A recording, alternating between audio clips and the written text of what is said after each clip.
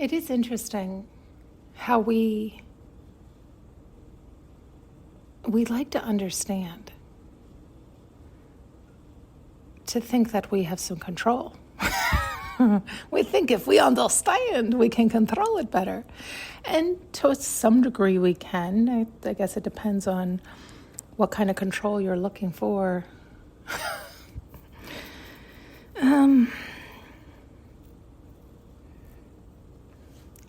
You'll hear some people say, don't look in the past. And you'll hear other people say, do this, do that, do that. All these things. Everybody knows, and everybody has their rule book, and everybody has their right and their wrong. But they're also very insistent that their right is right, and their wrong is wrong. Because that's what they've experienced, that's what they believe, and that's what they've continued to prove correct time and time and time again. But we don't get a say to some things. They're not in our control as much as we want to convince ourselves it's so. We'll scream. They just showed me an old lady jumping up and down. It is so, it is so, it is so. Just don't prove me wrong. I can't handle it. My ego cannot be smashed. It's like we can't handle it. We can't bear to be wrong. And it's like, it doesn't mean you are wrong.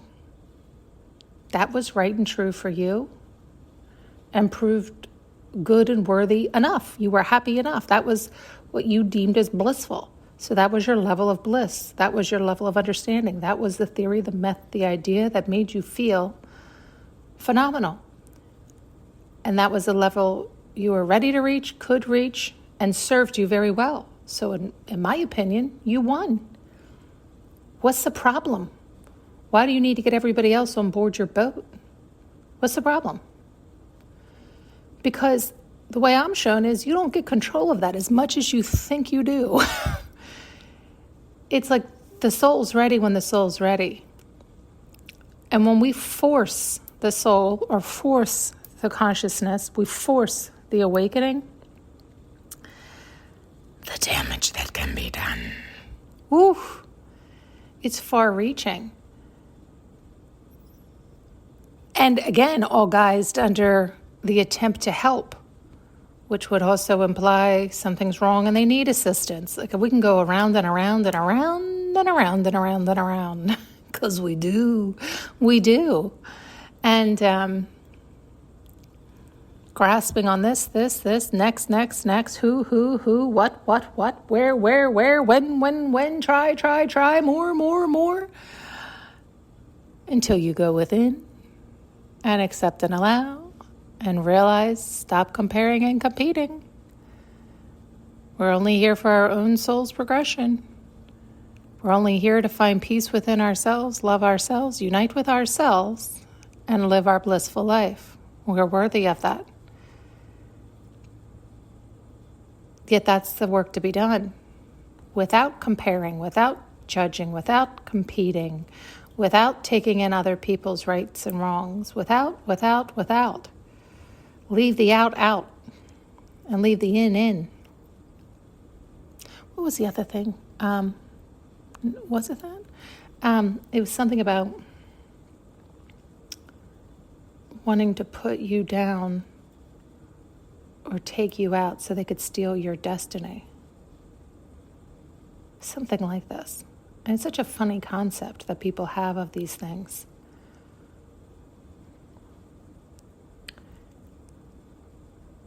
It's like in the very act of putting somebody down, lowering their vibration in an attempt to, quote, take or steal, that's the vibration you're getting to take and steal, their lower vibration.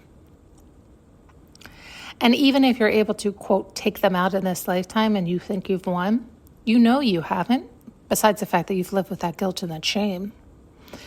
But time is an illusion in this illusion. And so their soul is still their soul. And so you can hand it over, toss it up, sacrifice it. You can do whatever you want to do. But you know the rules. The one you always forget. And the soul is the soul is the soul. And there are no time constraints. that soul's destiny is that soul's destiny. You think you're delaying it, which technically you are in this time continuum, because a time continuum can be interpreted as such. And so a delay can feel as such when that too is an illusion.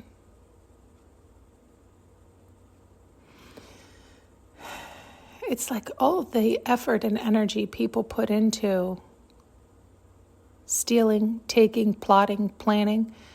I feel like they put in double the energy and the effort it would take doing that versus just loving themselves.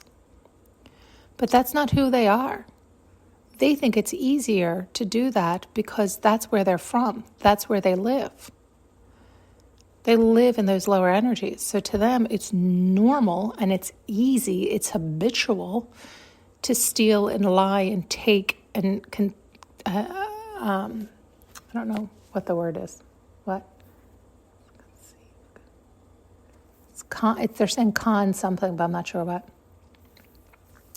But we get the idea. We get the picture. That's where they live. They're used to those energies, and that's where they operate from. So it's normal to them, and they think it's easy. It's easier to steal. It's easier to lie. It's easier to take. But they don't realize, like, every time they're doing that, they're tossing themselves out. It's like they can't see what they're doing. Do you see what I'm saying? It's like, imagine you're filled up with unconditional love, and every time you lie, steal, take, cheat from another, you want to put another in you is the concept or the idea, and you're tossing you out. Well, then there's nothing left, and you're so normalized living in those lower energies, it's easy for you to behave in such a manner, but you could never fill up because it doesn't work that way.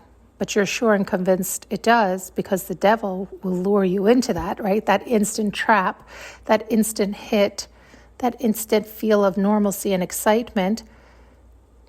But it fades. It's waning. You're addicted. You can't stop because you're seeking outwardly.